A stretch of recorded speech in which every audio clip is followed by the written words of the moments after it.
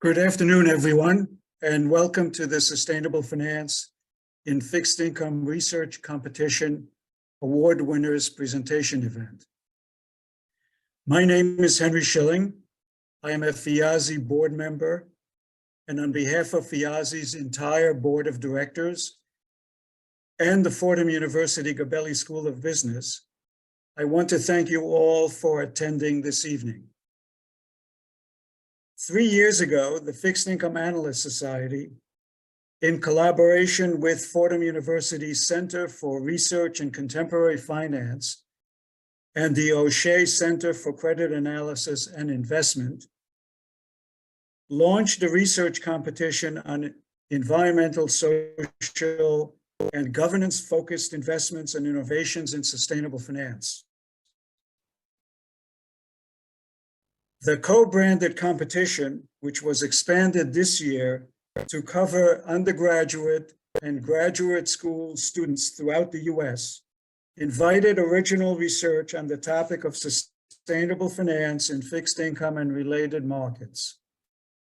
Although the primary focus of this competition is to encourage student research on sustainable finance and ESG in fixed income markets, research papers in related markets, but still relevant for fixed income, were also accepted. The purpose of the competition is to raise awareness of ESG-based principles of investing in fixed income markets as a research area, to address challenges and opportunities associated with the integration of ESG in fixed income, to promote the further development of sustainable finance in the design of fixed income investments, as well as corporate innovations, and to gain more visibility for and encourage conversations among students, academics, as well as practitioners. This type of research takes on even more importance at a time when there is a continuing campaign against the use of ESG considerations by investment managers, investors, corporations, and financial institutions. And this is occurring regardless of application, and in particular, when ESG factors are used as additional inputs to mitigate relevant and material risks and opportunities. We fielded 17 research papers that were reviewed by a committee consisting of Fordham University Gabelli School of Business professors, and these included Srish Chatterjee, John Finnerty, and An Yan, as well as FIASI board members, who included, in addition to myself, Mark Howard with BNP Paribas and Maria Rosa Verdi with Moody's Investors. 2 winning papers were recognized, and the winners were announced at the April 20th event that covered sustainable finance and fixed income. That was a conference that we had sponsored. I should note that 2 runners-up were also recognized, and these are Rachel Chow and Simon Chu with their papers entitled Climate-Induced Labor Risk and Firm Investments in Automation, and Environmental Regulatory Risks, Firm Pollution, Mutual Fund Portfolio Choices. The 2 winning authors, Claudio Rizzi and Paul Yu, will be presenting their papers here today. And the organization of today's presentation is as follows. Professor of Finance at the Gabelli School of Business and co-director of the Center for Research in Contemporary Finance, Professor An Yan, will introduce the first winner, Claudio Rizzi. Claudio will present his research findings, followed by a short Q&A session. After that, John Finnerty, Professor of Finance and Business Economics, also at Fordham, and I might add a FIASI Hall of Fame winner, will introduce the second winner, Paul Yu. Paul will present his research findings, followed by a second short Q&A session. We are recording the conference, and the recordings will be posted on our website afterwards, along with copies of Paul and Claudio's papers, as well as the papers of the runners-up. We encourage your comments and questions. You can direct these to each panel moderator by using the Q&A button on the bottom lower part of your screen. And I'll return at the end for a few closing remarks. With that, I'd like to turn the conversation over to Professor An Yan. An, take it away. Thank you, Henry. Here, I'm very happy to introduce Claudio Rizzi as our first award winner. Claudio is with University of Miami Business School, or may have already graduated. Claudio is upcoming star on the research of ESG and climate finance. He has won multiple awards in the past year, including the award from Global Research Alliance for Sustainable Finance and Investment, from Financial Markets and Corporate Governance, from Alliance for Research on Corporate Sustainability, and from the BlackRock Applied Research. So not surprisingly, he also won our research award this year. So let's welcome Claudio for his presentation. Claudio, you have 20 minutes for presentation, and we're going to save 5 minutes for the Q&As. Professor Yan, thank you so much for the kind introduction. It's an honor to speak at this event and to win the award together with Paul Young. So I'll just share my screen and go ahead with my presentation. So yes, I will discuss my paper on nature as defense from disasters, natural capital and municipal bonds.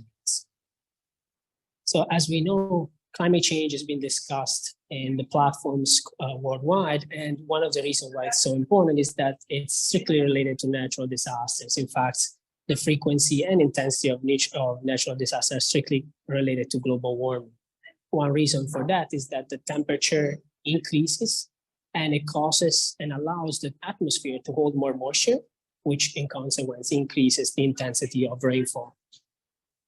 And here I just show two plots of how the increase in frequency of events, of natural disaster events in the US, as well as the intensity shown as the big number of billion-dollar events that happened in the past 30 years or 40 years. So one of the strategies that society can utilize to mitigate the effect of natural disaster as well as climate change is to increase nature conservation. We can think of wetlands collecting flood water and excess precipitation, as well as forests, and another very important habitat, which is coastal mangroves. They're extremely important with respect to hurricanes in particular. So there is a lot of evidence from the economics literature and the environmental economics literature about how nature conservation can be valuable and nature can be valuable. In fact, during Hurricane Sandy that hit the northeast of the US, coastal wetlands were able to avoid an estimated $625 million in direct flood damages. This is quite a large impact of coastal wetlands. Also, there is a recent study by Taylor and Druckenmiller that studies the impact of wetlands loss and finds that flood insurance claims increase when wetlands are lost. So these are extremely valuable habitats for mitigating extreme weather, specifically floods. Also in the US, one state that we don't think about as much as a conservationist is actually acting directly to fund nature conservation to protect it from flooding. Wildlife conservation is also important for Iowa and water pollution reduction. So they're actually acting directly to conserve their natural habitats. So where my paper comes in. In my paper, I'm trying to put these two components in, the financial markets and natural capital. And we think about forests and wetlands. So what happens? Is there any interaction between the two? And does local natural capital impacts financial market? Is it priced the value of natural capital in financial markets. And I'm specifically focusing on municipal bond yields, and I'm thinking about this mitigation ability of natural habitats. I utilize two strategies. One that is novel to this paper, that is utilizing a quasi-experiment model, and the other one that is adapted from Taylor and Drunckenmiller that uses upstream versus downstream wetlands change, which I'll describe later. I also try to identify the channels of why are municipal bond yields affected by losses in natural capital. And this seems to be strictly related to climate change risk and revenue risk. I will not discuss too deeply the related literature given the shortness of the presentation, but there's a wide variety of papers that are studying the impact of climate change, as well as specifically climate change, sea level rise, and the events related to climate change and how it affects financial markets. And we know that sea level rise seems to be impacting municipal bond yields. There's some evidence from Painter, Goldsmith, Pinkham, and other papers here mentioned. There's also studies in the stock markets, real estate, and mortgages. These are just some examples.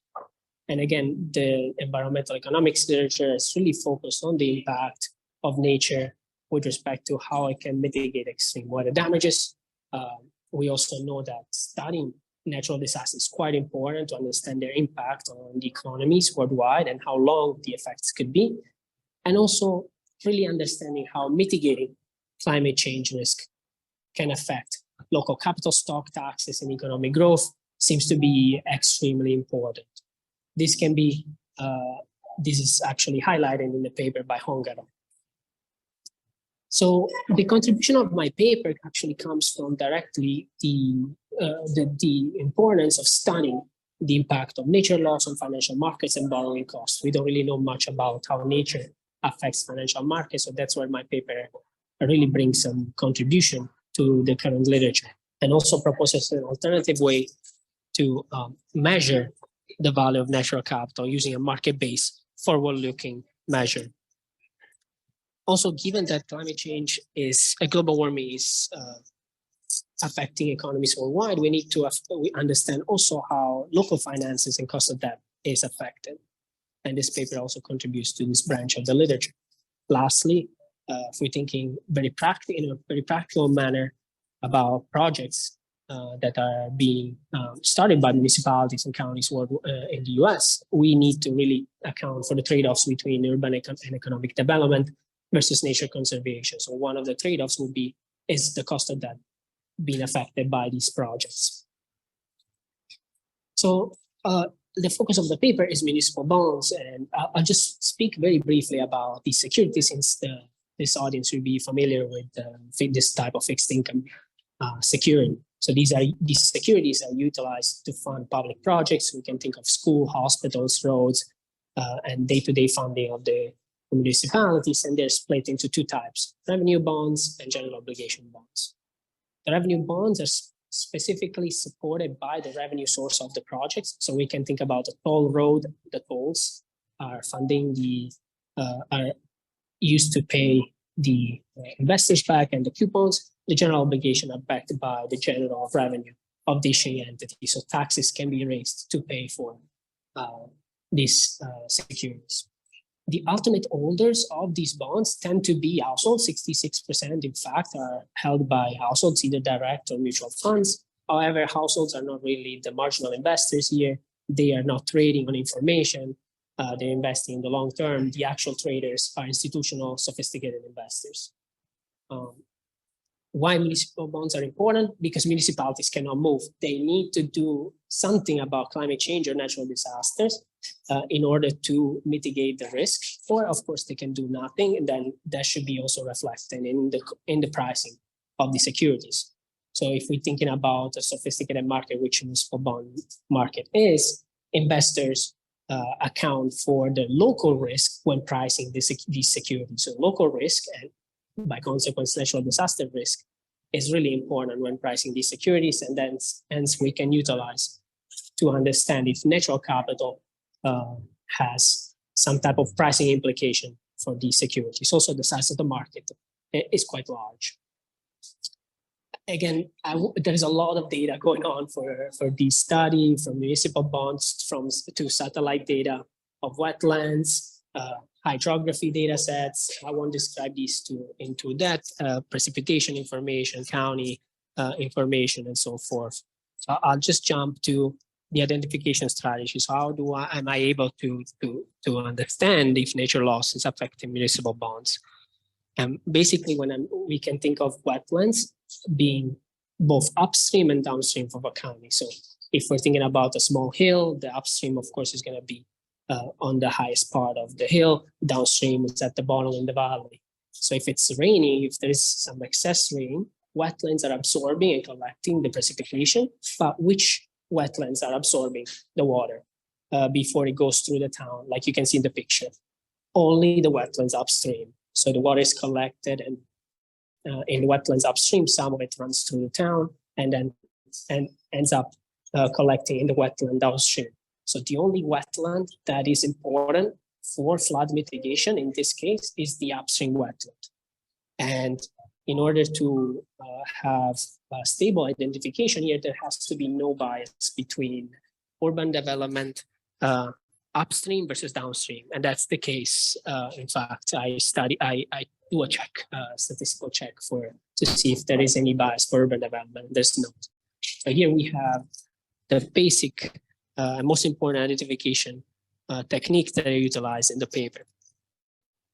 So more, to just show the models, the empirical model that I utilize, I look at two models. One, where I look at local wetland changes. So what happens when local wetlands are being lost or gained? That's the first model with the long differences. This, of course, has some identification issue, and it can have endogeneity bias, since there might be other reasons why local wetlands are changing, not only related to mitigation. But the second model, the upstream downstream difference in difference, is what really allows me to identify the effect of wetlands. Because one, the county has no control on the changes upstream or downstream. And we also know that the upstream wetlands are the only one that mitigate flood risk. So if flood risk matter and nature matters for these municipalities downstream, the change of wetlands upstream should be significant and affect municipal bond yields. I also look at long difference between 2016 and 2006. This is related to the satellite data. It's the wetlands take a long time to change, and they're collected every 4 years to identify the wetlands in the US. So what are the results? Let's get to the results here. So we start from local wetlands. When local wetlands are lost, so if we're thinking about 1 standard deviation loss, that size is about more than 2 times New York Central Park. What we find is that the increase in yields is of about 26 basis points. So it's quite substantial increase related to a large loss of wetlands. This is again at the local level. However, if we're thinking about the more precise identification strategy, we look at upstream loss, the same loss, again, about 2 times New York Central Park. We find more than 2 times New York Central Park. We find that the municipal bond increased by 41 basis points. This is extremely large change. I'll describe the economic magnitude of this change. So the yields here are increasing substantially when wetlands are lost. Something really interesting to highlight that is also consistent with the literature in environmental economics is that when wetlands are gained, so for instance, a farmland is abandoned and transitions to become a wetland, there is no effect on municipal bond yields. This is because wetlands really take a long, long time to recover their mitigation abilities related to water absorption. So it really takes a long time. It cannot be over just 10 years, like I find in my, the time period that I look in my study. So this is again consistent with the literature. The estimates are also similar to another study by O et al. That look at the change in returns due to natural disaster in municipal bond yields. So similar impact here. A little larger, since the natural loss is quite large also in the study. So what is the economic magnitude? So what we're looking at with 1 standard deviation loss of nature is 15% of the average bond yield. It's quite large change. This is, of course, as a long long-term change, about 11 years, but still quite large. That loss, when we're thinking about the borrowing cost of a county, results in an increase of $4 million, which is about 11% of interest expense. This is extremely significant for a county to lose basically, or to increase their cost to 11% of interest expense. When we're looking at loss to bondholders, I find that the loss is about 6.3 billion. So I utilize the modified duration approach, and I look at the counties that lost wetlands upstream and the average loss. And I find it's about 6.3 billion. This is very substantial. And it's strictly related to the loss of natural capital, specifically wetlands. So what is the challenge? So why are these wetlands affecting municipal bond yields? So we know that wetlands mitigate extreme precipitation. Do we have evidence that flood damage is increasing? So I showed you some evidence related to the paper in the environmental economics literature. And I also find in my study that when wetlands are lost, weather damages increase in the magnitude of about $10 million. So the same loss of natural capital results in a loss of $10 million, or an increase of $10 million in weather damages. Also, if wetlands are really affecting the result, this increase in yield should be stronger for counties that are more reliant on local tax revenue. Because if you're receiving money from state or the federal government, these inflows should not be affected by wetlands. Only local tax revenue should be affected. And that is the case. Counties with higher reliance on local tax revenue see a highest increase in municipal bond yields. Of course, there is a battery of cross-sectional tests and robustness tests. I'll describe them briefly, but I look at also the wetlands lost to developed areas. These are the ones that are affecting the most the yields. This makes sense. Also, the increase in yields happens almost completely during extreme precipitation events. This is related to the saliency of precipitation that makes investors realize the importance of nature. Also, farming communities see the highest increase, and revenue bonds seem to be most affected. Another important question here is that when is the pricing of nature loss is happening? So I'm looking at the long-term change, but I don't know when exactly this pricing is happening. So is it happening when the nature is lost, or when the value of natural capital becomes more salient? And in order to study this question, I exploit both natural capital loss and extreme precipitation events. What I envision here is a simple, I describe it, what I envision here is described as a quick example between two counties with similar natural capital. We can think of it as forests or wetlands, and it's the green square. When one county loses natural capital, so first I identify when one of the counties loses natural capital, and then I look at when both counties experience extreme precipitation. What happens to municipal bond yields? I utilize these P.D. events. I won't describe them too in depth, but basically these are events triggered by federal laws that allows for the changes of the size or of the type of protection that is related to some protected area. So we're thinking about national parks like Yosemite, Yellowstone, the Catskills in New York, and so forth. These events are usually related to subsistence or small economic activities, nothing large. So we can think of small shops within the national parks, restrooms, roads, constructions, and so forth, small roads and small trails, but they still entail a large loss of vegetation. So the smallest event is about 86 hectares of vegetation cleared. And these are not related to political affiliation or other economic circumstances of the county. So basically what I do is utilize this pure exogenous shock, the extreme weather events, excess precipitation, I control for county characteristics ex ante, and I utilize a strict fixed effects model, state year, month, and county fixed effects, as well as a battery of robustness tests. What I find is that, so again, the difference in difference, I described it briefly. I utilize extreme precipitation events above 95th percentile, and a county is treated if it has experienced one of these events 5 to 1 year before the extreme weather event.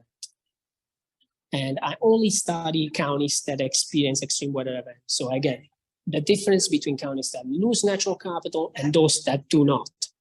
What I find is that counties that lose natural capital see an increase in municipal bond yields only when they're affected by extreme precipitation events.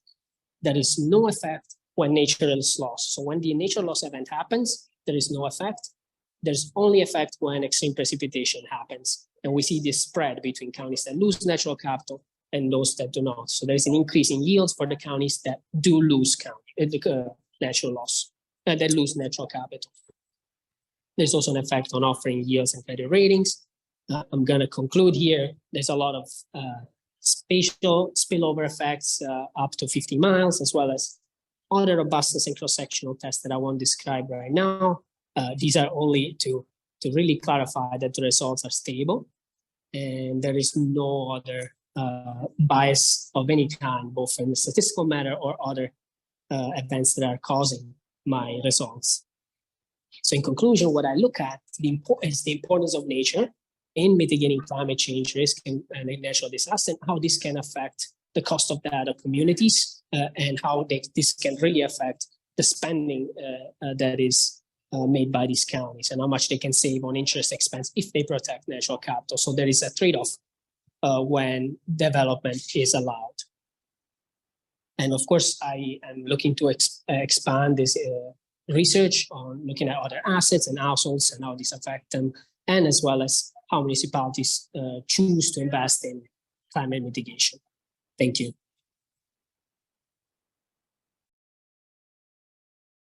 Thank you, Claudio, for a very good presentation. Now we open the floor to the questions. So please pose any questions in the Q&A panel. I see one question here from Kevin Newton. His question is that, how does your analysis adjust for municipalities with varied sources of local revenues, like property tax, sales, and use of taxes, etc.? Would you consider these entities less exposed to the effects of natural capital loss? That's a good question, right? The way that counties and municipalities are deciding how to, if they're deciding to increase these taxes, and how the project that they're undertaking is strictly related to how climate change is going to affect the county. So if more development is allowed, then there might be an increase in property tax revenue, right? Might be more development, more houses being built, more houses being sold, and so forth.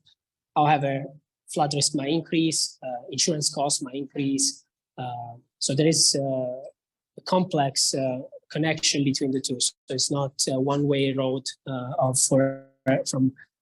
related to economic development or real estate development and increase in tax revenue from the county. It's not a direct link between the two. There is also the downside related to the loss of mitigation and the increase in damages. Thank you. There's another question. So your paper is about wetland loss, right? So it is a permanent effect. However, it is priced only in the years, looks like, after the extreme weather events. So why do you think that's the case?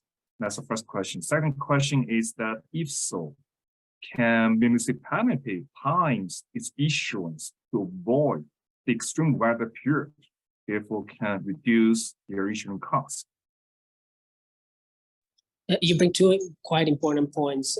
So the first one, you mentioned that as the nature loss happens, there is no response in the yields. That's what I find. It's only when extreme weather events happen. This is strictly related to the fact that maybe investors are not sophisticated enough, at least in this period of time, to realize that nature provides this mitigation, especially the nature that is upstream from the municipality. that risk related to the loss of mitigation is not priced. It's the part that is only priced at the time might be related to the positive spillover effects related to more economic activity allowed in this area. Also, you also point out that the loss of wetlands might be permanent. That's correct. So there is some gains in wetlands. So basically, if a realtor wants to develop an area, if it's destroying wetlands, it needs to offset that loss by buying, for instance, farmland or other lands and allowing it to recover in the sense that there should be a wetlands there in a few years. So even though there is this offset program related to the Clean Water Act, we see that the gain has a very different effect compared to the loss. It takes a very long time for the gain to actually provide mitigation. So the effect might be permanent of the loss, even accounting for the gains. And when you're talking about the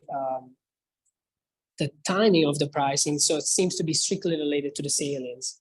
So when the investors see that one county is experiencing quite high weather damages, they're not really understanding maybe that nature loss is what is affecting it, but they price the additional climate change risk or natural disaster risk related to what they are updating on the information of natural damages.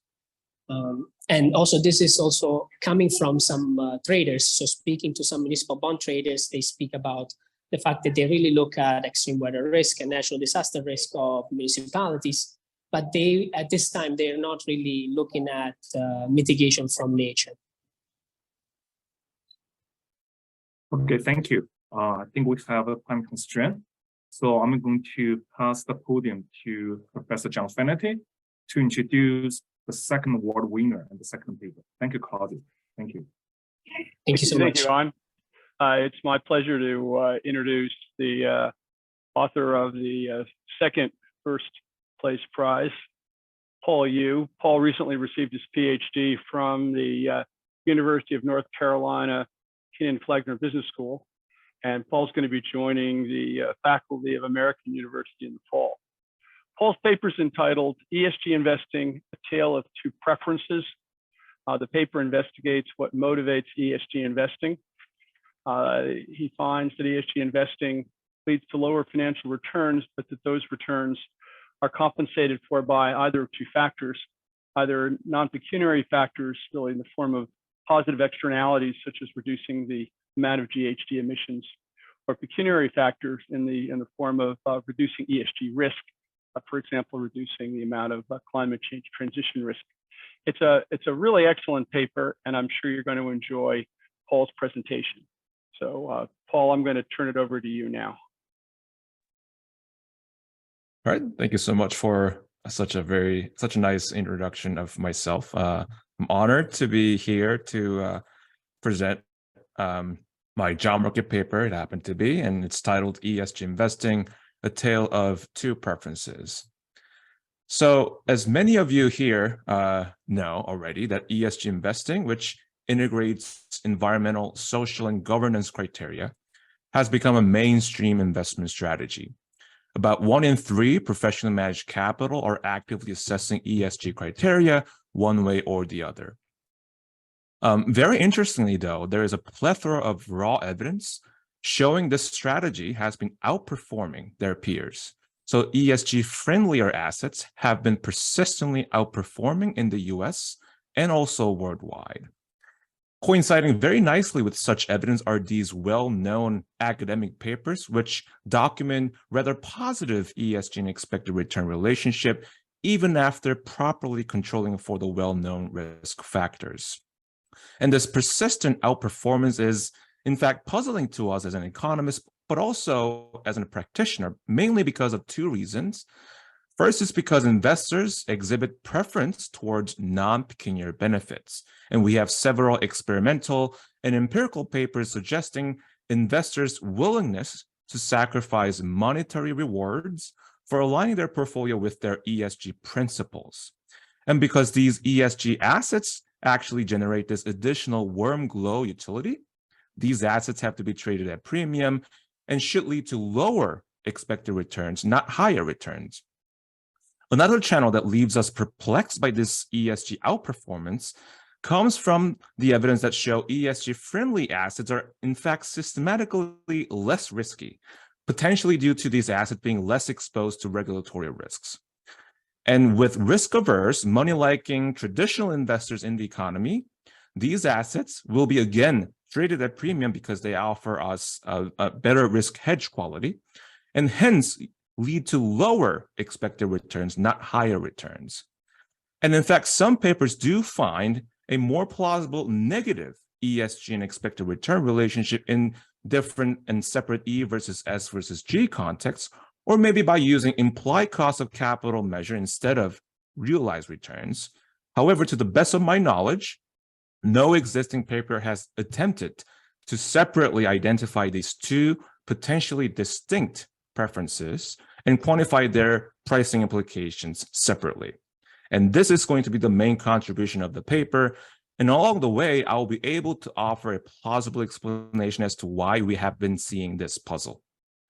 And in fact, this was actually the call for research during this year's American Finance Association presidential address, where Professor Laura Starks actually called for the need to separate the drivers for ESG investing into non-pecuniary, where she labeled as values, and pecuniary, where she labeled as value. And this was the main message of this year's AFA presidential address. So directly responding to this call for research, this paper is going to jointly identify and quantify pricing implications of the two potentially distinct non-pecuniary and pecuniary ESG preferences in the US equity market. And I'm going to rely on two widely endorsed ESG ratings to separately proxy for the two preferences. The ratings that I'm going to be using are by no means smoking gun proxies, but in the paper, I'm able to muster together several qualitative and quantitative evidence that all point to the same direction, which suggests one proxy, in fact, captures non-pecuniary aspects more so, while the other does so for the pecuniary aspects of ESG. Another novelty of the paper is adopting an option-based ex-ante expected return measures instead of realized returns.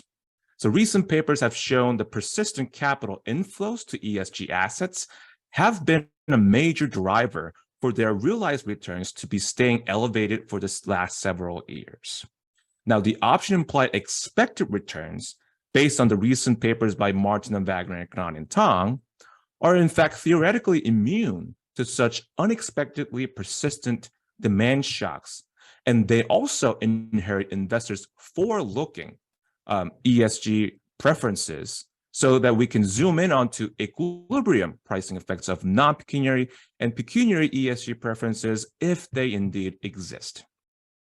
Now, the two ESG premia exhibit interesting time series and cross-sectional variations, but I will probably refer that to the actual paper. So let me graphically explain the identification strategy of the paper that tries to disentangle these two ESG preference and how they affect asset prices. So when we think about a green or socially responsible firm, we typically expect it to be a leader in two fronts. First, on the left-hand side, we expect it to have them to have a decent track record of ESG promoting programs or standards, as well as making commitments and pledges to support global ESG initiatives. And on the right-hand side, we also expect it to be insulated or better insulated from unforeseen future ESG risk events. So think about climate stress events, social movements, or regulatory changes that include Inflation Reduction Acts that were recently passed.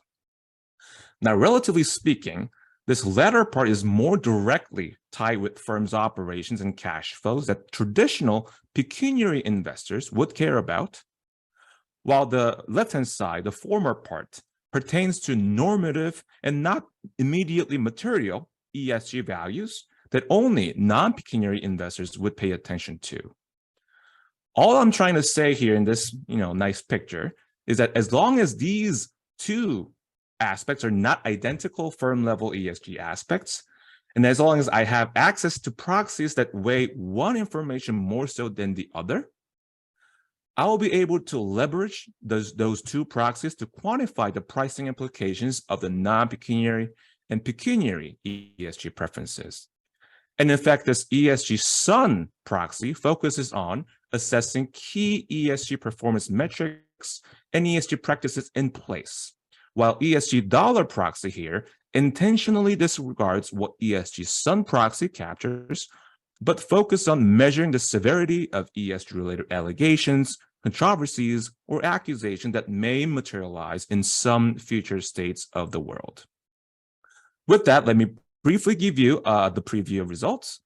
First, I find both non-pecuniary ESG Sun and pecuniary ESG Dollar proxies carry significantly negative equity premia. And these negative signs are consistent with the intuition that I laid out on the first slide, where higher worm glow producing stocks, so social responsible stocks, or better ESG risk hedge quality stocks are in fact traded at premium due to these preferences, and those magnitudes can be as sizable as 2.0 percentage points per annum and 3.6 percentage per annum. And these are comparing the lowest and highest quintiles of the 1 month ahead expected return, not realized returns. Interestingly enough, this implied cost of capital measure, which is a popular method in accounting literature, using that would also reproduce this negative and more intuitive equity premia. But very interestingly, if you turn back to use exposed realized return, which is the popular way in finance to estimate the equity premia, you would actually fail to uncover this negative sign for the ESG Sun, the non-pecuniary channel. Now, the second part of the paper is all about trying to assess the external validity of these two proxies. And because I'm assuming that these two proxies are capturing non-pecuniary versus pecuniary ESG aspects, I need some external validation that these two proxies are indeed capturing those two. Now, I first show that the equity premium of non-pecuniary ESG Sun proxy is actually pro-cyclical, while that of pecuniary ESG Dollar proxy is counter-cyclical. And the fact that we have an overwhelming amount of academic evidence showing that the counter-cyclicality of risk-related premia suggests that the ESG Dollar premium arises from, in fact, risk consideration, whereas ESG Sun premium that is not counter-cyclical suggests that it's coming from non-risk channel. And more direct evidence is actually coming from mutual fund evidence, where I'm exploiting the fact that all mutual funds are mandated to maximize the risk-adjusted return, while ESG or sustainability labeled funds have this additional commitment to align their portfolio with ESG principles. And hence, if ESG Sun proxy and ESG Dollar proxy capture non-pecuniary and pecuniary ESG aspects respectively, then you should expect disproportionately more ESG or sustainability labeled funds adjusting their portfolio holdings upon ESG Sun proxy changes, while all funds which are trying to maximize or trying to minimize the risks and also maximize the risk-adjusted return, they should respond meaningfully to their portfolio holdings ESG Dollar changes, and that is exactly what I find. Now, knowing these two proxies are sensible in terms of capturing the non-pecuniary versus pecuniary aspects, I also find that non-pecuniary preference is not just institution-driven, and also that the both non-pecuniary risk mitigating ESG preferences are changing. They have different intensities across different industries in a way that we expect. And also, for this last result, I would politely ask you to see the paper for the details so that I can focus on the main two results here. So let me just, briefly run through the contribution. I mean, there are a bunch of contributions this paper is making, but most importantly, this is the first to jointly identify the duality of ESG preferences and also document that each of them have significant pricing implications. So let me now just, briefly go through the data and then results, and then, have a brief conclusion as well. So the ESG data must receive much attention here because that's the main contribution of the paper in terms of separating out these two potentially distinct preferences. And this ESG Sun proxy is actually coming from MSCI's Intangible Value Assessment Rating, IVA. An ESG dollar proxy is a flipped sign of RepRisk's Reputational Risk Index. And RRI here is actually capturing the risk exposure. And so for my ESG dollar proxy to capture the ESG risk hedge quality, I flip the sign of RRI to be equal to the ESG dollar proxy. Now, all the other data are basically very conventional, other than the fact that I also use the option prices to back out the ex-ante expected returns. As I told you, realized returns might have its own biases actually coming into the play that would prevent us to actually capturing the equilibrium roles of non-pecuniary and pecuniary ESG preferences. So with that, let me just also show you this 4-quadrant graph here to illustrate that these two ESG proxies, proxied by different ESG rating agencies, are in fact capturing something different. Only ESG dollar proxy, the pecuniary proxy, is shown to be predicting future regulatory penalties or litigations. And hence it has a bite of having a material impact on the firm's cash flows or operations. And that's the only thing that predicts that. ESG Sun actually fails to predict those. And also in my sample, these ESG Sun and ESG dollar correlations are averaging close to zero, which again is a supporting evidence that these two proxies are capturing something different when it comes to ESG aspects. Now, this slide is crammed with math, but all this is trying to say here is there is a way that is developed by Martin and Wagner's paper and Clown and Tong's paper where you can use option prices to estimate the expected return at the individual stock level. So let me just quickly jump off a lot of maths. So this is going to be the main regression specification of my paper. There's nothing very surprising here. In the academic finance literature, Fama-Macbeth is one of the most popular ways to try to estimate the equity premium or any premium associated with assets. So here, only novelty is coming from my left-hand side regression, left-hand side variable in the regression, is instead of using realized ex-post return, which is always going to be, or not always, but most popular ways for finance academics to uncover equity premia, it's now expected option implied expected return measures.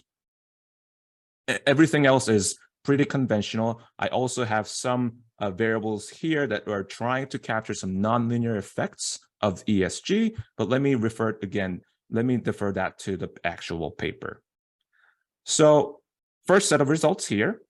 When I focus on S&P 500 stocks, just to be within the realm of big enough stocks, you actually, when you use expected returns, retracted from option prices, you recover this negative and significant equity premia associated with ESG Sun proxy and also for ESG dollar proxy. Just to remind you, ESG Sun proxy is supposedly capturing this non-pecuniary preference of investors. ESG dollar proxy is trying to capture the risk hedge quality of a stock.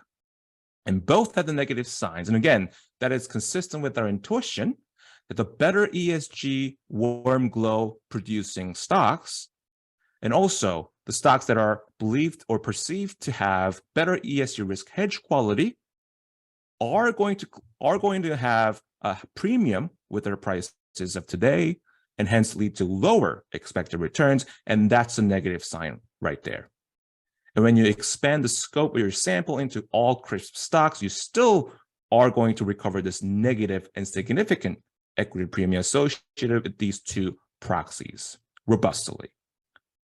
Now, when you turn back to the old method of using ex-post realized returns, you actually start to have some different stories spitting out from the data, where the ESG Sun proxy now are associated with largely positive equity premia, which goes against our intuition, whereas ESG dollar, the pecuniary ESG premia, is still on the correct realm of the sign, which is negative. Now, let me try to encapsulate everything that I just talked about in this one graph. And because This graph, the Martin and Wagner is the first column, Karan and Tang is the second column, but they actually have almost similar results. So let me just focus on the first column results here, where the blue lines are representing the expected ESG equity premium estimated via option implied expected returns, while those estimated via realized returns are represented in red. So these graphs are actually plotting the magnitudes of these ESG premia of 36-month rolling ESG equity premia, which are again associated with non-pecuniary preference on the top, and on the bottom, pecuniary preference, ESG dollar. So first, on the dimension of ESG dollar pecuniary part dimension, you notice that the significance bands of blue, which is using expected return from option prices, and red, which is using the realized returns for the last decade, actually overlap completely.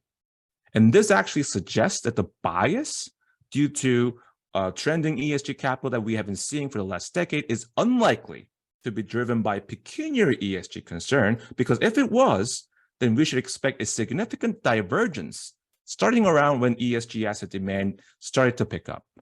And in fact, you notice such divergence in the dimension of ESG non-pecuniary dimension. Now, suggesting this bias in realized returns are mainly due to non-pecuniary motivated capital persistently flowing into the economy and appreciating the prices of these assets, and hence the realized returns will always going to say that there is a positive relationship, whereas in the underlying fact is that it's actually the premium, the negative equity premium is there in the background. Now, moreover, pecuniary ESG premia in this bottom moves countercyclically, meaning they uptick during the periods that include 2008 Great Financial Crisis period and COVID-19 period. And in contrast, non-pecuniary ESG premia on the top moves procyclically. Again, knowing that almost all risk-related premia feature such countercyclicality, the fact that only pecuniary ESG dollar premium moves countercyclically suggests that the ESG dollar proxy indeed captures that is something risk-related, whereas ESG Sun proxy captures concerns that are non-risk related. In other words, non-pecuniary preference. And finally, notice also that the ESG Sun, the non-pecuniary equity premium in blue here, closely resembles the historical ESG capital flows during the last decade and a half. If you just do the Google search, you will see the ESG fund flows skyrocketing in the mid-2010s. And considering that this relatively new phenomenon during the last decade was mostly going to be about awakening to normative ESG values rather than ESG relevant risk, because we would expect even ESG insensitive investors would pay attention to something that would affect materiality to the stocks. Such time series dynamics of these two, of ESG Sun equity premium, suggests that the ESG Sun proxy indeed weighs in investors' non-pecuniary preferences more heavily. So, of course, I do a bunch of other studies in the paper.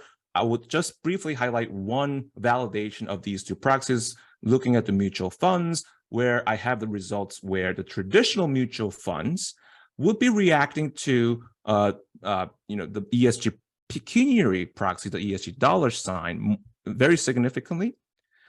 But only the 4 and 5 Globe sustainably rated funds by Morningstar, which I labeled them as ESG funds, would not only react significantly to the ESG dollar proxy changes of their portfolio holdings, but also disproportionately more sensitive to their ESG Sun proxy changes, suggesting that ESG Sun proxy, in fact, captures something that is relevant to ESG mutual fund managers. And again, reflective of non-pecuniary preference. So let me, of course, a lot of robustness checks in the paper, but let me just quickly conclude. I hope this paper serves as one of the first evidence of the duality of ESG preferences, the non-pecuniary and pecuniary ESG preferences. And we have seen, various results today that suggested significant pricing effects of both ESG preferences that are very importantly aligned with our intuitions. So better warm glow or high ESG risk hedge stocks command equity premium and lead to lower expected returns. And this paper therefore cautions against the doing well by doing good rhetoric and highlights the value implications of walking the ESG talk that promotes normative ESG values. So let me conclude there. Thanks for listening. Well, thanks very much. I have just one question for you because we're almost out of time. But what would you say to Governor DeSantis to try to persuade him that his ban of Florida state pension funds considering ESG factors is misguided?